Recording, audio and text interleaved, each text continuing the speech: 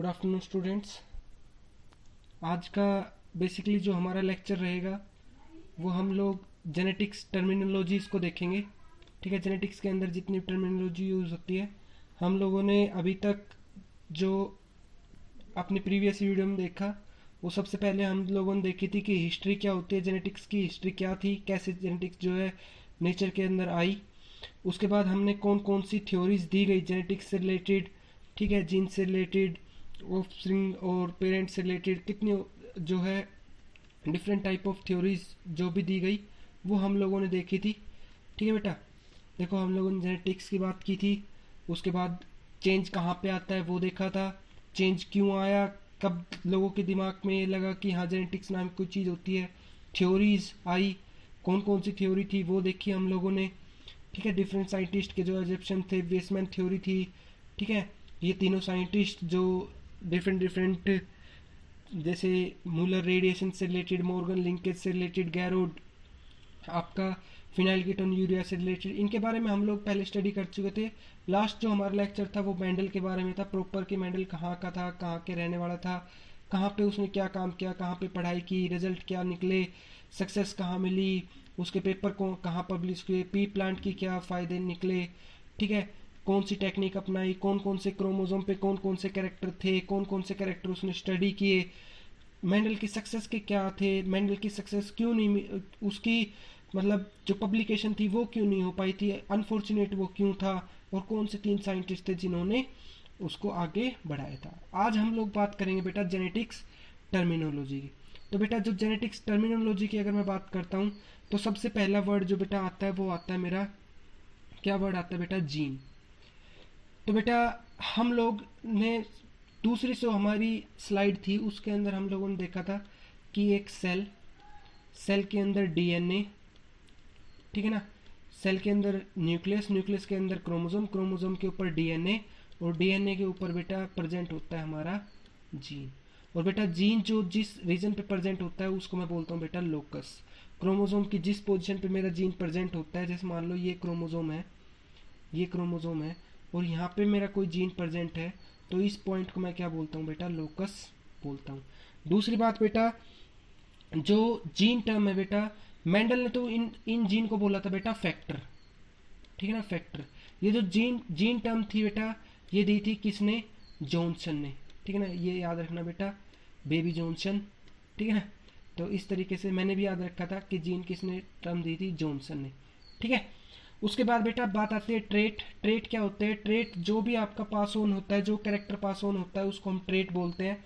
और ट्रेट जो पास होते हैं उस स्टडी को हम हेरिडिटी बोलते हैं। और जेनेटिक्स हम बोलते हैं बेटा, जेनेटिक्स बोलते हैं हेरिडिटी और वेरिएशन की जो स्टडी होती है, हेरिडिटी प्लस वेरिएशन की जो स्टडी होती है हम उनको जेनेटिक्स बोलते हैं। ठीक है ना, अगर आप वेरिएशन भी स्टडी करते हो तो उसको हम क्या बोलते हैं, जेनेटिक्स बोलते हैं। हेरिडिटी प्लस वेरिएशन की स्टडी को जेनेटिक्स बोलते हैं।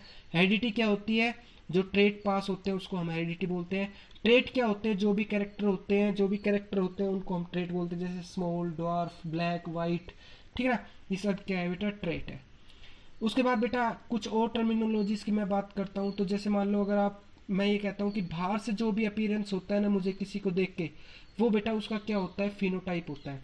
जैसे मान लो एक फ्लावर पर्पल है, वाइट है, ठीक है, तो बाहर से देखने पे क्या पता लग रहा है आपको कि वो उसका कलर कैसा है, तो उसको मैं क्या बोलता हूँ बेटा, फिनोटाइप बोलता हूँ कि वो कैसा है, फिनोटाइप उसका देखने पे कैसा है। लेकिन अगर मैं उसके इंटरनली जीन की बात करता हूँ कि उसके अंदर जीन कैसे हैं, जैसे सपोज करो कि पी है, ठीक है, जैसे मान लो मैं दिखा रहा हूँ पी, कैपिटल पी तो दिखा रहा हूँ पर्पल के लिए, और स्मॉल पी दिखा रहा हूँ बेटा किसके लिए, वाइट के लिए। ठीक है ना, स्मॉल पी मेरा है किसके लिए बेटा, वाइट के लिए, और कैपिटल टी मेरा किसके लिए है बेटा, कैपिटल टी मेरा बेटा किसके लिए है, कैपिटल पी प्रेजेंट है मेरा बेटा किसके लिए, पर्पल के लिए।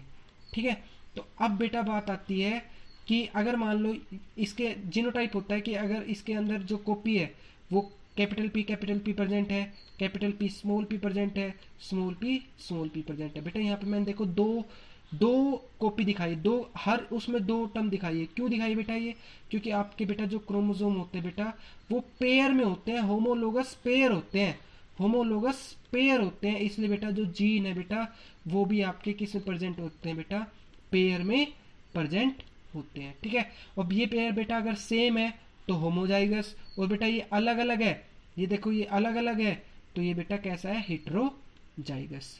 तो उसी के हिसाब से बेटा जो जीन है, जैसे मान लो मैंने इन दोनों को मैंने क्या बोल दिया कि ये दोनों क्या है बेटा, एक जीन है, लेकिन बेटा इस जीन की दो अलग अलग फॉर्म है, कैपिटल पी और स्मॉल पी, ठीक है ना। तो इस जीन की बेटा जो फॉर्म होती है कि एक कैपिटल पी है एक स्मॉल पी है, जो इस जीन की फॉर्म होती है बेटा उसको मैं क्या बोलता हूँ बेटा, एलील बोलता हूँ, ठीक है। तो जीन की फॉर्म को क्या बोला जाता है बेटा, एलील बोला जाता है, ठीक है।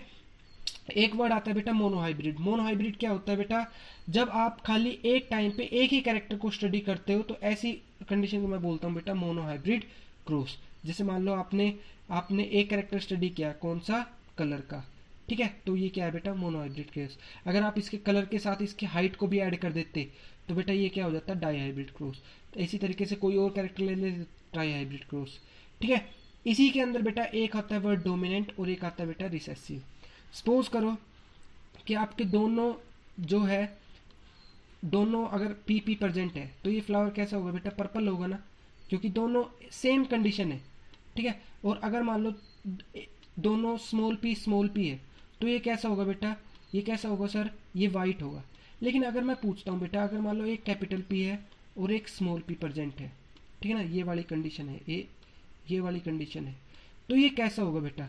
तो इस टाइम पे बेटा जो एक के इफेक्ट को दबा देता है, जो भी कैरेक्टर दूसरे कैरेक्टर के इफेक्ट को दबा देगा वो ही डोमिनेंट हो जाएगा। अगर मान लो यहाँ पर्पल डोमिनेंट है तो यहाँ पे जो कैपिटल पी है बेटा वो क्या है, डोमिनेंट, और रिसेसिव क्या होगा बेटा, स्मॉल पी, मतलब वाइट, ठीक है। तो डोमिनेंट एलील भी होता है बेटा, रिसेसिव एलील भी होता है। टेस्ट क्रॉस क्या होती है बेटा, जब आप किसी के पेरेंट को फाइंड करने के लिए क्रॉस करवाते हो ना कि इसके पेरेंट जो है वो होमोजाइगस है या हेट्रोजाइगस है, ऐसी क्रॉस को मैं बोलता हूँ बेटा टेस्ट क्रॉस। हम लोग आगे जाके इसको काफ़ी डीप में पढ़ने वाले हैं। पुनेट स्क्वायर क्या होता है बेटा, पुनेट स्क्वायर होता है जो ग्राफिकली रिप्रेजेंटेशन की जाती है बेटा, उसको मैं क्या बोलता हूँ बेटा, पुनेट स्क्वायर बोलता हूँ, ठीक है। सेग्रीगेशन क्या होता है बेटा, सेग्रीगेशन होता है जब भी आपके गैमीट बनते हैं, भाई आपने ये तो पता लगा लिया कि पेयर में गैमीट होते हैं क्योंकि sir homologous pair of chromosome present होते हैं, लेकिन बेटा ये होमोलोगस पेयर का जो बंधन होता है ये टूटता भी तो है। कब टूटता है सर, रिप्रोडक्शन के टाइम पे टूटता है।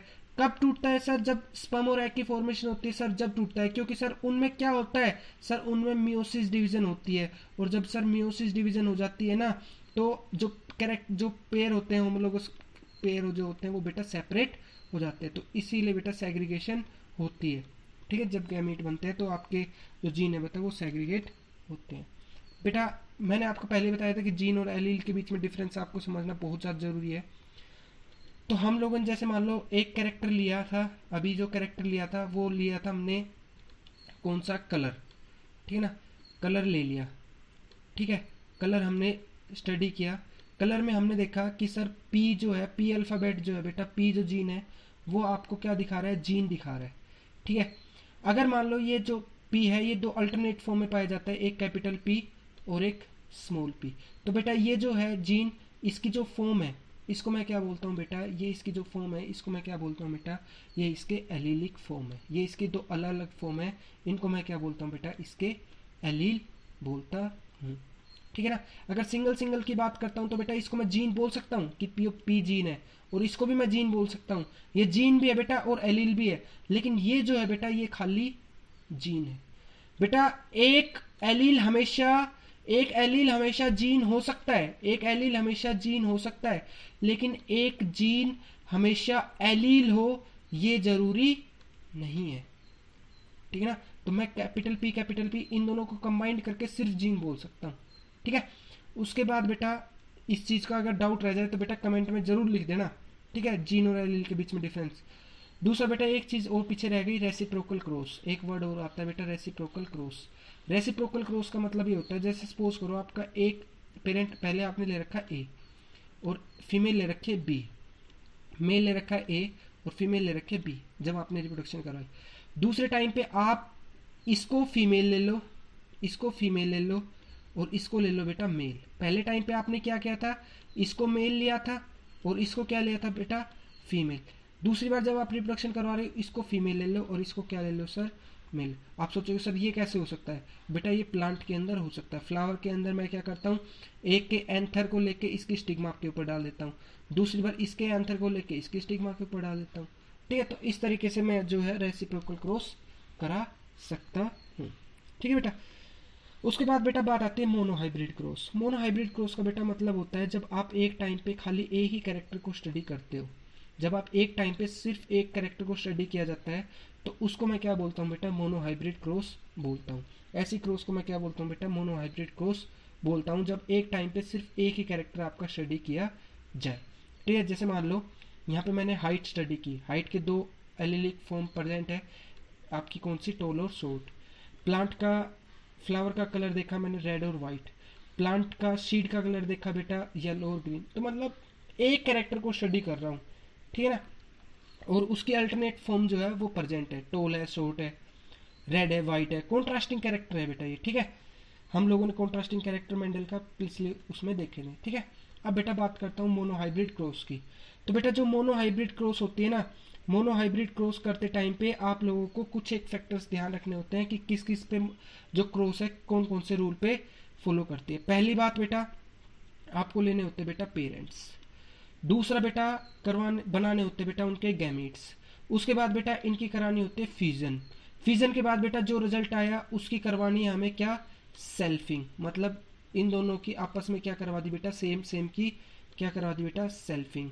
दोबारा से अब ये पेरेंट हो गया, ये पेरेंट हो गया, पेरेंट हो गया तो भाई अब इनके क्या बनेंगे बेटा, गैमीट्स बनेंगे सर।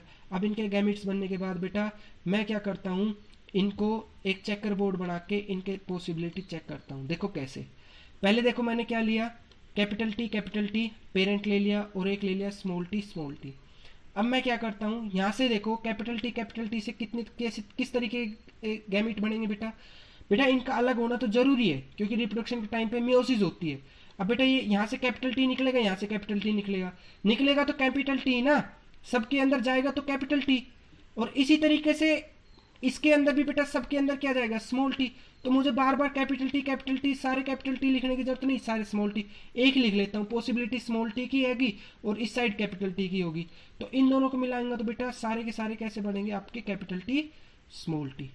ठीक है, अब मैं क्या करता हूँ, सेल्फिंग करवाता हूँ। अब मेरा ये पेरेंट है एक और एक ये पेरेंट है, ठीक है।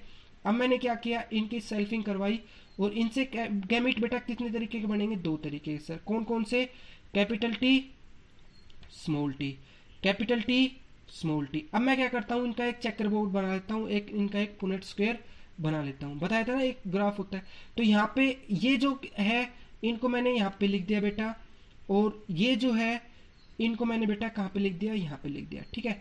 अब मैं क्या करता हूँ, इनकी बेटा फॉर्मेशन देखता हूँ कैसे कैसे होगी।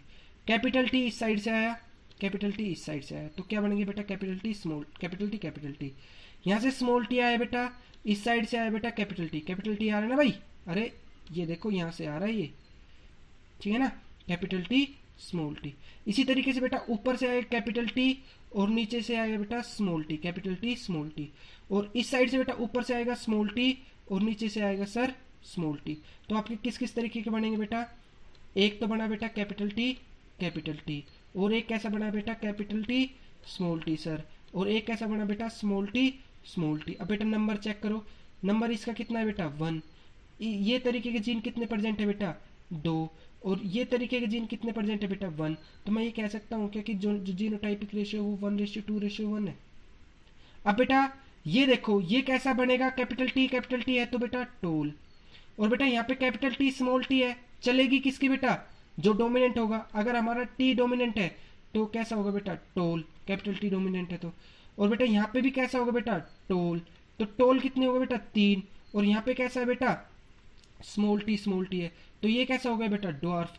तो सर 3 तो हमारे टोल हो गए, ये तो सारे हमारे टोल हो गए, 3 तो हमारे टोल हो गए, और एक हमारा क्या हो गया बेटा ड्वार्फ हो गया। तो सर जो रेशियो है वो कितना है सर 3:1। और सर यहाँ पे हमने ना एक चीज और देखी, क्या कि सर जो गैमीट्स है ना, जो आपका ड्वार्फ है वो कब प्रेजेंट हो रहा है, वो सर सिर्फ होमोजाइगस जब कंडीशन है ना, जब ही प्रेजेंट हो रहा है सर। जो मतलब जो रिसेसिव जीन है ना सर, वो कब प्रेजेंट होते हैं, जब बेटा सिर्फ हमारी कैसी कंडीशन हो, आपकी रिसेसिव कंडीशन हो, जब ही आपके रिसेसिव जीन जो है वो जब आपकी होमोजाइगस कंडीशन हो, जब ही आपके रिसेसिव जो जीन है बेटा वो अपना कैरेक्टर शो कर पाते हैं। आई होप बेटा आपको ये जो क्रॉस है ये समझ में आया होगा, ठीक है, कि क्यों 3:1 आया, क्यों 1:2:1 आया। ये जो आपको सामने प्रेजेंट हो रहा है बेटा, ये है आपका कि जब मेंडल ने जो क्रॉस करवाई थी तो उस टाइम पे उसने क्या देखा था। मेंडल ने क्रॉस करवाई बेटा फ्लावर कलर की पर्पल और वाइट की, तो उस टाइम पे उसके पर्पल के थे बेटा 705 और रिसेसिव के थे बेटा 224। सीड कलर देखा बेटा येलो और ग्रीन, आपके डोमिनेंट आए 6022 और रिसेसिव आए 2001। सीड शेप देखिए बेटा राउंड और रिंकल्ड, राउंड आई बेटा 5474 और रिसेसिव आई बेटा 1850। पोड कलर देखा आपका ग्रीन और येलो, ये आया बेटा आपका 428 और ये आया बेटा 158। तो कहीं ना कहीं बेटा उसका सबका जो रेशियो था ना बेटा वो तकरीबन कितना बन रहा था बेटा, वो आपका तकरीबन बन रहा था बेटा 3:3 बेटा 1 के हिसाब से, ठीक है ना। तो वहां से उसने ये, अब बेटा स्टैट्स से उस आती थी, उसने जो कागज का रिजल्ट था बेटा उसको, उसका पेपर का रिजल्ट था वो कितना आ रहा था बेटा 1:2:1, लेकिन ये कितना आ रहा था बेटा 3:1। यहाँ से उसने ये कहा कि सर ये जो 3 है ना ये आपके टोल आ गए, मतलब ये आपके डोमिनेंट हो गए, तो इसलिए 3:1 आ रहा है। यहाँ से उसने लॉ ऑफ डोमिनेंस दिया था, ठीक है। तो कौन कौन से कंक्लूजन निकले, कौन कौन से कंक्लूजन निकले, यहाँ पे बेटा उसने क्या कहा कि बेटा जो गैमीट जो आपके जीन होते हैं ना बेटा, एक तो वो आपके कैसे प्रेजेंट होते हैं बेटा, पेयर में प्रेजेंट होते हैं, कॉन्ट्रास्टिंग कैरेक्टर प्रेजेंट होते हैं। दूसरा बेटा ये जीन सेपरेट होते हैं, जब गैमीट बनते हैं तो इनको सेपरेट होना पड़ता है, ठीक है ना, सेपरेट होना पड़ता है। तीसरा बेटा एक डोमिनेंट होता ही होता है, तो बेटा एक डोमिनेंट, दो में से एक डोमिनेंट होता है। चौथा पॉइंट बेटा कि जो रिसेसिव होता है बेटा वो हमेशा कब प्रेजेंट होता है सर, जब वो रिसेसिव जो दोनों कॉपी है जब बेटा वो सेम हो, मतलब होमोजाइगस में प्रेजेंट हो, ठीक है बेटा, ठीक है। तो ये उसके क्या थे बेटा, ये उसके प्रिडिक्शन थी किसकी, मेंडल की। एक की डोमिनेंट करते हैं, सेपरेट होते हैं, और जो स्मॉल टी मतलब जो रिसेसिव होते हैं वो कब प्रेजेंट होते हैं बेटा, होमोजाइगस कंडीशन में ही प्रेजेंट होते हैं। अब बात करता हूँ बेटा टेस्ट क्रॉस और बैक क्रॉस की। बेटा जो टेस्ट क्रॉस होती है ना, जो टेस्ट क्रॉस होती है वो बेसिकली टेस्ट क्रॉस और बैक क्रॉस क्या होते हैं बेटा, मैं आपको एक चीज दिखाता हूँ। जैसे सपोज करो आपने पहले क्रॉस करवाई कैपिटल टी की और स्मॉल टी की, ठीक है। अगर इनसे गैमिट क्या बनेगा बेटा, कैपिटल टी, और इस साइड से गैमिट क्या बनेगा बेटा, स्मॉल टी। इन दोनों ने मिलकर क्या बनाया बेटा, कैपिटल टी स्मॉल टी, ठीक है। अगर मैं इसकी दोबारा से सेल्फिंग करा देता, ये चीज करा देता इसकी, तो ये तो क्या हो जाती बेटा, आपकी मोनो हाइब्रिड क्रॉस हो जाती जो मेंडल ने कहा है। हमें करवानी है बेटा बैक क्रॉस। वर्ड ही दिखा रहा है बैक का मतलब क्या है बेटा, इसकी मैं क्या करवा देता हूँ सर, वापिस इन किसी पेरेंट के साथ अगर रिप्रोडक्शन करा दी जाती है तो वो क्या होती है बेटा, बैक क्रॉस होती है। तो एक एक करके मैं इसको पहले इसके साथ फ्यूज करवाऊंगा और फिर इसके साथ फ्यूज करवाऊंगा, ठीक है। एक बार मैं इसको पूरे को मिटा देता हूँ, ठीक है। अब मैं क्या करता हूँ, इसकी क्या करता हूँ बेटा, एक एक के साथ क्रॉस कराता, ये लिया हमने, और इसका पहला जो पेरेंट था वो ले लिया। यहाँ से गैमेट किस तरीके के बनेंगे बेटा, कैपिटल टी स्मॉल टी। यहाँ से किस तरीके बनेंगे बेटा सर, कैपिटल टी, ठीक है, सारे कैपिटल टी बनेंगे। अब बेटा इसके अंदर आपके कैपिटल टी स्मॉल टी, ये मैंने चेकर बोर्ड पे यहाँ पे लिख लिया कैपिटल टी स्मॉल टी, और इसका जो कैपिटल टी है ये मैंने यहाँ पे लिख लिया। यहाँ से कैपिटल टी आया, और यहाँ से क्या आएगा सर, स्मॉल टी, और इस साइड से क्या आएगा, कैपिटल टी। तो बेटा ये कैसा कैरेक्टर शो करेगा, टोल, और ये कैसा करेगा बेटा, टोल, क्योंकि यहाँ क्या प्रेजेंट है बेटा, डोमिनेंट प्रेजेंट है, ठीक है। तो ये सारे कैसे आए बेटा, सारे के सारे टोल आए। इसी तरीके से बेटा एक बार मैं क्या करता हूँ, ये अपना जो मेरा रिजल्ट आया था ये इसको किसके साथ करवाता हूँ, इसके साथ, कैपिटल टी और स्मॉल टी के साथ। यहाँ पे किस तरीके बनेंगे sir, capital T small T, ये मैंने कहाँ पे लिख लिया बेटा, इस साइड लिख लिए। और यहाँ से कैसे बनेंगे सर, स्मॉल टी, ये सारे कहाँ पे लिख लिए बेटा, यहाँ पे लिख लिए, ठीक है। अब मैं क्या करता हूँ, इनकी फ्यूजन करवाता हूँ। यहाँ से कौन आएगा बेटा, कैपिटल टी, यहाँ से कौन आएगा बेटा, स्मॉल टी, तो कैसा बना बेटा, कैपिटल टी स्मॉल टी। यहाँ से कौन आएगा बेटा, स्मॉल टी, यहाँ से कौन आएगा बेटा, स्मॉल टी, तो स्मॉल टी। यहाँ से कौन आएगा बेटा, कैपिटल टी, यहाँ से कौन यहाँ से कौन आया स्मॉल टी, और इस साइड से कौन आया बेटा कैपिटल टी। तो क्या बना बेटा कैपिटल टी स्मॉल टी। यहाँ से कौन आएगा बेटा स्मॉल टी, और इस साइड से कौन आएगा बेटा स्मॉल टी। तो कैसा बना बेटा स्मॉल टी स्मॉल टी। तो इस तरीके से बेटा इसकी मैं बात करता हूँ, अगर इसकी बात करता हूँ तो ये कैसा बनेगा बेटा टोल सर। ये कैसा बनेगा सर, ये ड्वार्फ बनेगा कि दोनों स्मॉल टी है।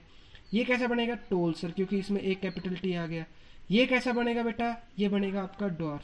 तो इस तरीके से बेटा दो तो आपके, अगर मैं बात करता हूँ दो इस साइड के तो आपके सारे टोल, और इस साइड के आपके सारे ड्वार्फ। तो 2:2 जो है वो आया, 2 तो टोल आए और 2 ही ड्वार्फ आए, मतलब 1:1 आया। तो इसमें बेटा 1 जो आया, इसमें मैं ये कह सकता हूँ कि जब मैंने इस कैपिटल टी स्मॉल टी की रिएक्शन करवाई स्मॉल टी के साथ, तो मैं ये कह सकता हूँ कि हमारा रेशियो आता है 1:1। तो इसका मतलब ये है बेटा कि जब भी आप स्मॉल टी की रिएक्शन आप कैपिटल टी स्मॉल टी के साथ करवाते हो तो आपका 1:1 आता है, ठीक है ना। इसका मतलब ये हुआ बेटा अगर स्मॉल टी की रिएक्शन आपको ये दिखा रही है कि अगर आपका जो रेशियो 1:1 आता है, तो इसका मतलब ये है कि बेटा जो पेरेंट है वो आपका कैसा है बेटा हिट्रोजाइगस पेरेंट है बेटा, हिट्रोजाइगस पेरेंट है। जो आपका पेरेंट है वो कैसा बेटा हिट्रोजाइगस है, ठीक है ना। वो कैसा बेटा हिट्रोजाइगस पेरेंट है, ठीक है ना, हिट्रोजाइगस पेरेंट है। लेकिन अगर आप कैपिटल टी की रिएक्शन करवा देते स्मॉल टी के साथ, स्मॉल टी के साथ, यहाँ पे सारे कैसे आते बेटा, यहाँ पे सारे आपके कैसे आते बेटा कैपिटल टी और स्मॉल टी आते। इस केस में आप लोग ये कह सकते थे सर कि अगर मान लो मैं ड्वार्फ की रिएक्शन इसके साथ करवाता हूं तो मेरे सारे कैसे आए बेटा कैपिटल टी है, मतलब सारे कैसे आए टोल आए। लेकिन अगर मैंने अपने स्मॉल टी की रिएक्शन किसके साथ करवाई है कैपिटल टी स्मॉल टी के साथ करवाई है, तो इसने क्या रेशियो दिया है सर, इसने 1:1 दिया है। इसका मतलब ये है कि जो मेरा एक पेरेंट था सर वो कैसा था सर हेट्रोजाइगस टोल था सर, ये होमोजाइगस टोल नहीं था सर, ये हेट्रोजाइगस टोल था। तो इसी प्रिडिक्शन के लिए बेटा मैं क्या कहता हूँ कि ये मेरा किस तरीके का क्रॉस है बेटा, ये मेरा किस तरीके का क्रॉस है बेटा, ये मेरा टेस्ट क्रॉस है। देखो इसकी जब मैंने वापस रिएक्शन करवाई तो क्या ये मुझे ये बता पा रहा था कि किसके अंदर कौन से टोल के अंदर कैपिटल टी है और कौन से टोल के अंदर कैपिटल टी स्मॉल टी है। लेकिन जब मैंने इसके अंदर रिएक्शन करवाई तो मुझे पता लग रहा है ना कि किसके अंदर कैपिटल टी स्मॉल टी है और किसके अंदर स्मॉल टी है। तो बेटा ये भी बैक क्रॉस है, ये भी बैक क्रॉस है। लेकिन बेटा ये जो बैक क्रॉस है ये टेस्ट क्रॉस नहीं है, लेकिन जो ये वाला जो बैक क्रॉस है ये कैसा है बेटा एक टेस्ट क्रॉस भी है। तो मैं यहां से बेटा एक चीज क्लियर कर देना चाहता हूं कि ये भी आपका एक तरीके का बैक क्रॉस था, ठीक है ना। ये आपका जो टेस्ट क्रॉस था ये भी आपका एक तरीके का बैक क्रॉस के बराबर है, क्योंकि आपने वापस जाके पेरेंट के साथ रिएक्शन करवाई है, तो बैक क्रॉस तो है ही, और साथ में ये इंफॉर्मेशन भी दे रहा है, तो टेस्ट क्रॉस भी है। ये जो क्रॉस है बेटा ये आपका सिर्फ क्या है बैक क्रॉस है, यहां से कोई इंफॉर्मेशन नहीं मिल रही, तो इसलिए ये सिर्फ बैक क्रॉस है। तो इसलिए बेटा मैं यहां से ये कह सकता हूं कि एक टेस्ट क्रॉस बैक क्रॉस हो सकता है, लेकिन एक बैक क्रॉस हमेशा टेस्ट क्रॉस हो ये पॉसिबल नहीं है। क्या ये बात आपको समझ में आई कि क्योंकि देखो ये बैक क्रॉस है लेकिन इससे हमें कोई इंफॉर्मेशन नहीं मिल रही, तो एक बैक क्रॉस हमेशा टेस्ट क्रॉस नहीं होता। लेकिन ये टेस्ट क्रॉस तो है, लेकिन इसमें हमने बेटा वापिस भी तो गए हैं, वापिस भी तो ये जो कैपिटल टी स्मॉल टी था ये जो कैपिटल टी स्मॉल टी था इसकी रिएक्शन स्मॉल टी के साथ करवाइए, वापिस जाके तो करवाइए, तो ये एक टेस्ट क्रॉस जो है बेटा ये बैक क्रॉस भी है। तो मेरी बात को ध्यान से सुनना, एक टेस्ट क्रॉस बैक क्रॉस हो सकता है, लेकिन एक बैक क्रॉस हमेशा टेस्ट क्रॉस हो ये संभव नहीं है। उसके बाद बेटा बात करते हैं हम थोड़ा मैथमेटिकली। अगर मान लो आपको फ्रीक्वेंसी फाइंड करनी हो किसी भी एलील वगैरह की, तो आप किस तरीके से फाइंड करते हो बेटा। आपकी किसी भी पॉपुलेशन के अंदर जो दो तरीके के एलील जो पाए जाते हैं, जैसे सपोज करो कैपिटल ए प्लस स्मॉल ए, दो तरीके कैपिटल ए और स्मॉल ए दो तरीके के एलील है, इनकी जो बेटा पॉपुलेशन के अंदर जो फ्रीक्वेंसी होती है ना इसका सम बेटा हमेशा कितना होता है 1 होता है। ये बात आपको याद रखनी है। हार्डी वेनबर्ग ने प्रिंसिपल दिया था कि जो फ्रीक्वेंसी होती है बेटा दो अलील की आपस में, अगर दो तरीके के एलील है एक जीन के, तो उनकी बेटा जो सम होता है एलील की फ्रीक्वेंसी का वो हमेशा 1 होता है। ठीक है, वो हमेशा 1 होता है। ठीक है, वो हमेशा 1 होता है। ठीक है, ठीक है ना बेटा। सिंपल सी बात है। अगर जैसे मान लो मैं ये कहता हूं कि जो अगर मान लो टोटल 10 नंबर है, 6 नंबर इसके पास है, ठीक है, 6 नंबर इसके पास है और 4 नंबर इसके पास है, तो मैं अगर फ्रीक्वेंसी निकालता हूं तो 6/10 कितनी बनेगी बेटा? 0.6। ठीक है, और इसकी निकालता हूं 4/10 तो फ्रीक्वेंसी कितनी बढ़ेगा बेटा? 0.4। और इन दोनों का सम बेटा किसके बराबर आएगा? जो 0.6 और 0.4 1 के बराबर ही तो आएगा। तो सिर्फ कहने का मतलब यह है कि जो एलिलिक फ्रीक्वेंसी होती है ना, वो आपकी दोनों की अगर मैं बात करता हूं तो बेटा 1 के बराबर होती है। अब देखो, आपने एक एलिल लिया कैपिटल ए स्मॉल ए, ठीक है, इसके जीनोटाइप किस किस तरीके के बन सकते हैं? कैपिटल ए बन सकता है, कैपिटल ए स्मॉल ए बन सकता है, स्मॉल ए बन सकता है। ठीक है, अब बेटा फ्रीक्वेंसी ऑफ एलिल ए, ठीक है, फ्रीक्वेंसी ऑफ एलिल ए आपसे पूछता है, फ्रीक्वेंसी ऑफ एलिल स्मॉल ए की पूछता है। कैसे निकालते हैं अभी बताता हूँ। देखो कैपिटल ए को मैंने ले लिया कैपिटल पी से, और स्मॉल ए को ले लिया, फ्रीक्वेंसी ऑफ स्मॉल ए ले ली स्मॉल क्यू से, और इनका सम मुझे पता है किसके बराबर होता है? 1 के बराबर होता है।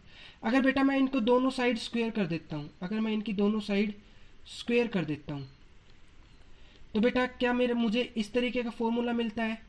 इसकी दोनों साइड स्क्वायर कर दी, a प्लस बी स्क्वायर होता है ना आपका, तो p प्लस क्यू स्क्वायर किसके बराबर होगा बेटा? p square plus 2pq plus Q square.